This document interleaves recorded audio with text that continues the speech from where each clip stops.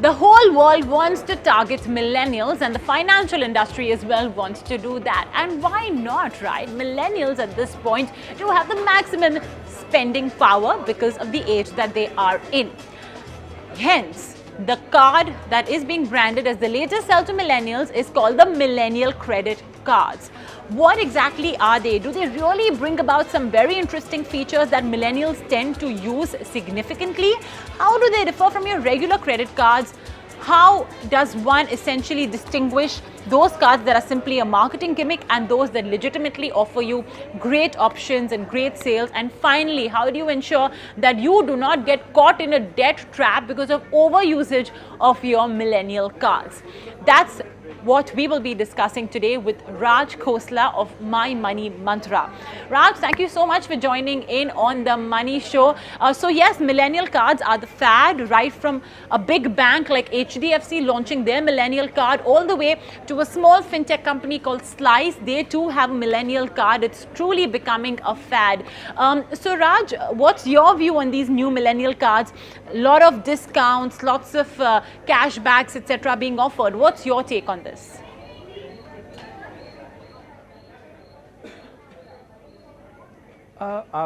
Unfortunately, the audio is not too good, but here goes. First up, India, by the way, has the largest millennial population in the world, which is 450 million. Now, take a pause and take a pause with that.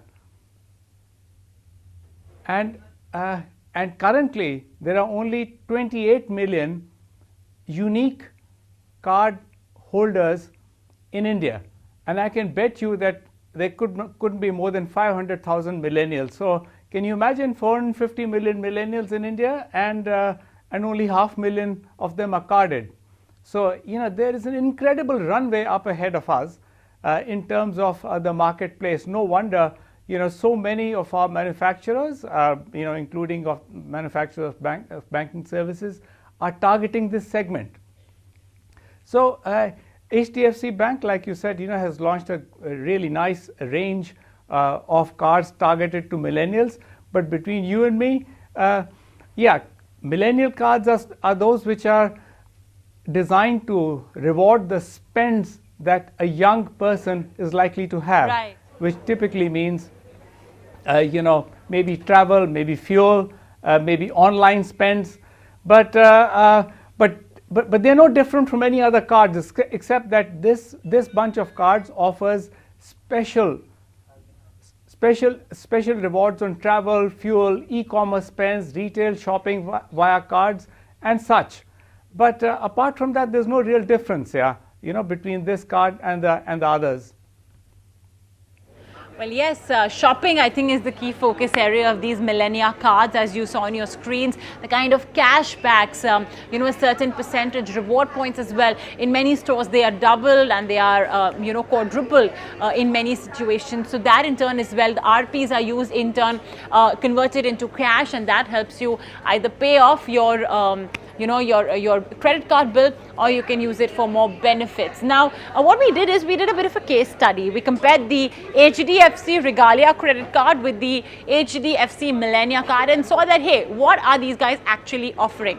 Now, the HDFC Regalia card, 4 RPs for every 50 rupees spent, and if you see the previous graphic, lots of lounge access, international airports, etc. So that was very interesting. But if you look at the Millennia credit card, that one is focused more on shopping. If you pay via PayZapp, you get a 5% cashback on shopping.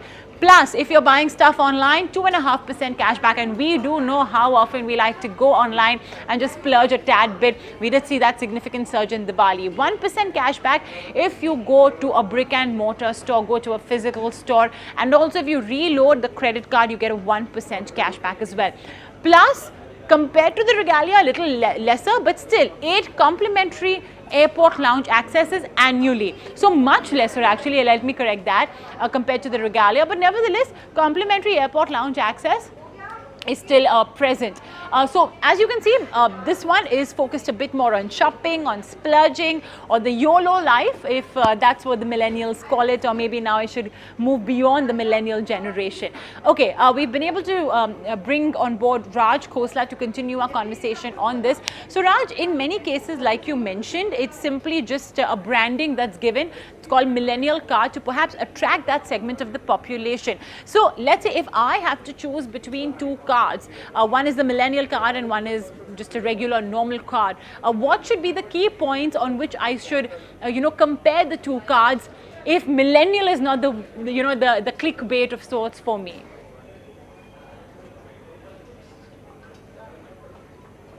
Yeah, as far as the millennial card and any other normal card is concerned, chances are that on millennial type cards, which could incidentally be either a credit card, it could be a debit card, it could be a prepaid card, it could be an EMI card. So it's not a narrow credit card focused offering.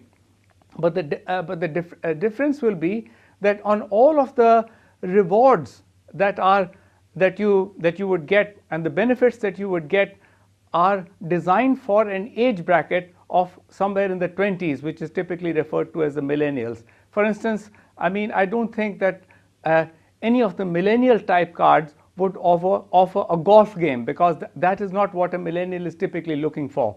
So all the lifestyle habits like online shopping, fuel filling, buying movie tickets, this is what the millennial cards would be at variance with respect to any other normal card. In fact, we didn't talk about it, but State Bank of India has launched an online spending card whereby they give enhanced and accelerated points on online spends. So although that may not be referred to as a millennial card, but that's exactly what it is, Okay, that's a very interesting point you raised. Lifestyle related, shopping related deals and rewards are more often found in a millennia card as opposed to, let's say, a non-millennia or a regular credit card. Raj, I want to understand, are there any hidden costs that are involved perhaps in these millennia cards, because the benefits as well are quite great. So are there any sort of hidden costs? Have you noticed that perhaps the charges in a millennia card are more, less, compared to a regular card?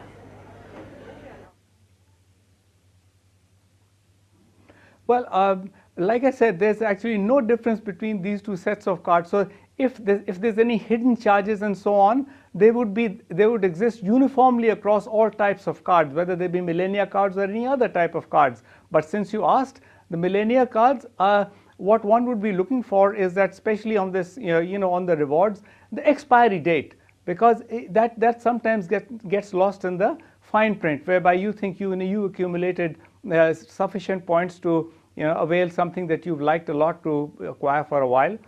It turns out that all the accumulated reward points actually expired in 1 year flat, and in some other cards they would last for 2 to 3 years, and actually some cards you can carry them forward forever. So that is something that one would look at. And then secondly, if there's any expense involved in redeeming these points and redeeming these reward points, or for that matter any of the benefits of booking hotels and so on, what is the likelihood that you will be able to make a successful booking?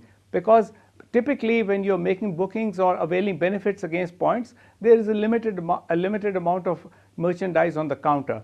So these are the things that one should look at in terms of hidden costs, if you like. But I would imagine that there are no real different hidden costs as there would be from any other cards. So more qualitative in nature, for example, expiry of reward points, so on and so forth. Okay, so Raj, with greater reward points comes greater responsibility, if I could, put it in that way. Responsibility to be financially prudent and not simply get lured because, hey, my card is offering me XYZ discount or XYZ cash back. So how do you ensure that you're not caught in a debt trap of sorts? Yes. Go ahead, Raj.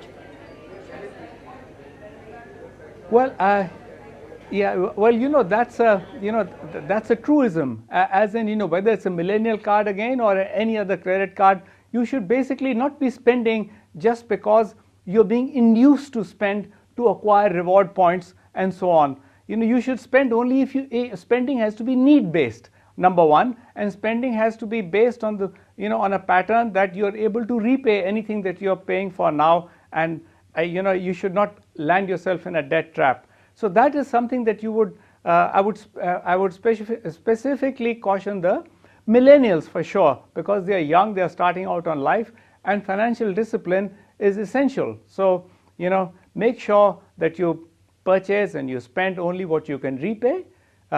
Also, lastly, or certainly one important point, are the safety features of any millennial card, because sometimes you tend to leave it behind, or the PIN number, you share it with a friend. Certainly never share any of the security details about your card usage with your best friend, with whoever. It's only yours and for you to use. Otherwise, like they say, savdhani hati or durghatna ghati, pakki baat.